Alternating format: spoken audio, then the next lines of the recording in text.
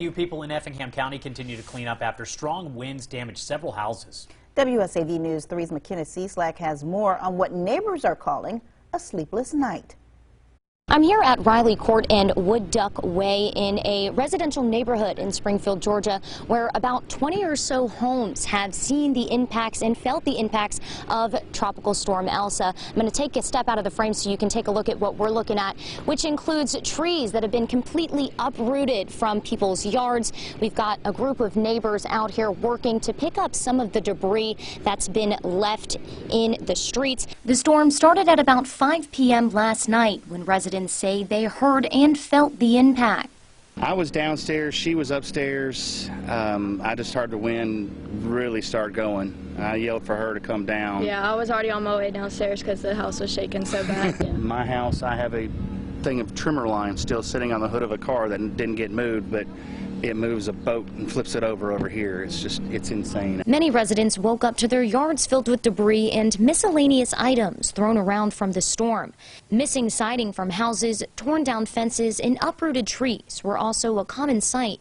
One couple was even woken up to a tree through their home. It was just an adrenaline rush. I was laying in bed and all of a sudden I just heard like a big pressure of wind, and I come running out the room. My daughter's having a sleepover, and I'm screaming for them to hurry up and come get in the closet. And then by the time they even got to the closet, it was done. Our backyard is a complete mess. We have a house or a tree laying on top of our house.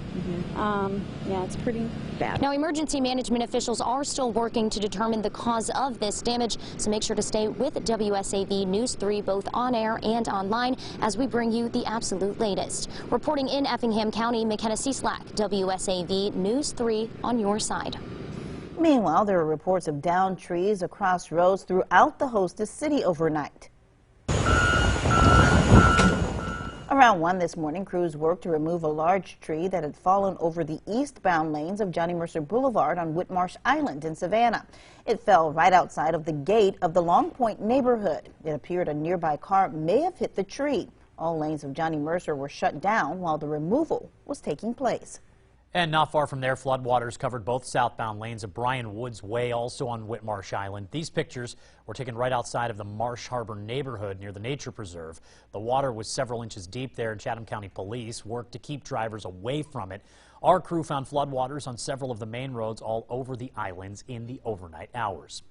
Here's a look at some of the damage in the Lowcountry that was left behind from Elsa overnight. These pictures were sent to us by a viewer in Port Royal. You can see trees and limbs that came down. There also appears to be some damage to vehicles as well, and a building, as you can see in some of those photos.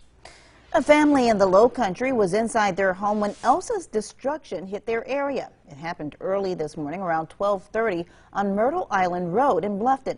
Reports say a tree hit the corner of the home while people were inside. Another tree landed in their yard. The family said they were scared, but thankfully no one was hurt. A tree was also reported down on Ulmer Road near the BLUFFTON Rec Center. Also in BLUFFTON, lightning could be seen popping across the water and throughout local neighborhoods. Take a look at this video. The heavy rain and wind didn't come in until around almost 11 p.m., but when it did, it took down branches, trees, and caused power outages. The emergency management director says while there was some damage in the town, this wasn't a major disaster, but it will be a key to making sure everyone is safe in the future. There are also reports of a possible tornado in Camden County with overturned RVs and debris yesterday. It happened at the Kings Bay Naval Submarine Base. 10 people were hurt when Elsa passed through. Those who live in the area are being told to shelter in place until all of that damage is assessed. And of course, WSAV is on your side with a closer look at all the damage left behind by Elsa.